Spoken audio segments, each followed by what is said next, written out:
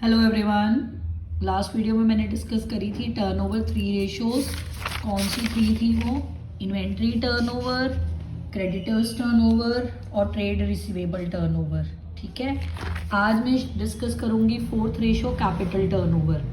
Capital working capital turnover, RFO upon working capital. RFO means revenue from operation या sales को हम किससे divide करेंगे? वर्किंग कैपिटल से। वर्किंग कैपिटल का मतलब current asset minus current liability.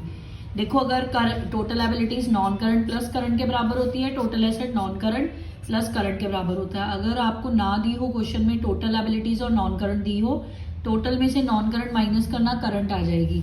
Total assets में से नॉन करंट एसेट माइनस करना, करंट एसेट आ जाएंगी। ठीक है, वर्किंग कैपिटल कैसे निकलती है? करंट एसेट में से करंट लायबिलिटीज माइनस कर दो, ये वर्किंग कैपिटल टर्नओवर होगी। नेक्स्ट है फिक्स्ड एसेट टर्नओवर। नाम से क्लियर है, आरएफओ डिवाइड बाय नेक्स्ट। मैंने आपको पहले ही बताया था, जो टर्नओवर रेशियोज है वो आरएफओ या सेल्स से डिवाइड होती हैं। Turnover means sales. आरएफओ या cost of RFO divide by net fixed asset. यहाँ पे नेट वर्ड लगाया है, it means depreciation fixed assets में से माइनस होगी तभी नेट आएगा। ठीक है, जहाँ पे भी नेट वर्ड हो एसेट्स के रिगार्डिंग, तो क्या मतलब होता है कि ग्रॉस में से डेप्रिसिएशन माइनस करो तभी आपके पास नेट फिक्स्ड एसेट आएंगे। नेक्स्ट है नेट एसेट टर्नओवर या कैपिटल टर्नओवर रेशियो। आरएफओ या अगर आरएफओ नहीं गिवन तो कॉस्ट ऑफ आरएफओ गिवन है या उसकी इंफॉर्मेशन गिवन है, उसे यूज करके आप ये रेशियो निकाल सकते हो। डिवाइड किससे करोगे? नेट एसेट या कैपिटल एम्प्लॉयड से। ठीक है, अब नेट एसेट कौन से लेने हैं? Net fixed asset plus net current asset. Net word लगाया तो डेप्रिसिएशन माइनस होगी फिक्स्ड की। नेट करंट एसेट कैसे निकालने हैं? Current asset minus current liabilities. Cost of RFO अगर निकालना पड़ जाए और आरएफओ और जीपी गिवन हो, आरएफओ में से ग्रॉस प्रॉफिट माइनस करो, कॉस्ट ऑफ आरएफओ आ जाएगा। RFO means revenue from operation. ध्यान रखना, नेट करंट एसेट में से करंट लायबिलिटी माइनस करो तो नेट करंट एसेट आती है। ठीक है, ये 3 रेशियोज थी, टोटल 6 रेशियोज टर्नओवर के नीचे मतलब अंडर आती थी।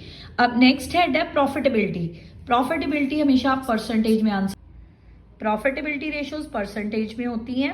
ठीक है, first one is gross profit ratio. Gross profit upon RFO into 100। Gross profit कैसे निकालोगे? बहुत बार कर चुके हो, आरएफओ में से कॉस्ट ऑफ आरएफओ निकालो तो ग्रॉस प्रॉफिट आ जाता है। नेक्स्ट है operating, very very important ratio. ये रेशियो बहुत इंपॉर्टेंट है। Cost of RFO plus operating expenses divide by RFO into 100। Operating expenses यहाँ पे कौन कौन से लेने हैं? Employ benefit expenses, depreciation, office and administration, selling and distribution. कहने का मतलब प्रॉफिट एंड लॉस अकाउंट की डेबिट साइड पे जो सारे खर्चे आते थे, salaries, wages, rent, interest paid, commission paid, depreciation, all these are your operating expenses. कहाँ पे लेने हैं ये? P&L की डेबिट साइड पे जो सारे एक्सपेंसेस आते थे यहाँ पर, वो आपके ऑपरेटिंग एक्सपेंसेस हैं। एम्प्लॉय बेनिफिट मतलब वेजेस, सैलरीज लेनी है इन कैश में, ठीक है, इन काइंड में, जो भी है एम्प्लॉय बेनिफिट एक्सपेंसेस टोटल आएंगे। नेक्स्ट है operating, that is also very important ratio. Operating, वो थी ऑपरेटिंग रेशियो, उसमें आपने लिखा था cost of RFO plus operating expenses divide by RFO into 100। इसमें आप क्या कर रहे हो? ऑपरेटिंग प्रॉफिट रेशियो है, operating profit upon RFO into 100। Operating profit कैसे निकालते हैं? Profit after tax. अगर क्वेश्चन में सिंपल प्रॉफिट लिखा है, कुछ भी नहीं लिखा, तो वो भी प्रॉफिट आफ्टर टैक्स ही होगा। अगर स्पेसिफाई करा है बिफोर टैक्स, तो पहले आप टैक्स माइनस करोगे तभी वो आफ्टर टैक्स होगा। Plus non operating expenses minus non operating incomes. Reverse है, नॉन ऑपरेटिंग वो खर्चे होते हैं जो रेगुलर नहीं होते। ठीक है, नॉन ऑपरेटिंग इनकम्स वो होती हैं जो रेगुलर नहीं होती, जो बिजनेस एक साल में रेगुलर अर्न नहीं करता पूरे साल में। ठीक है, हर महीने नहीं आती, कभी कभी आती हैं। अब हम निकालेंगे कैसे ये ऑपरेटिंग प्रॉफिट? एक तो फॉर्मूला मैंने बोला, profit after tax plus non operating expenses minus non operating incomes.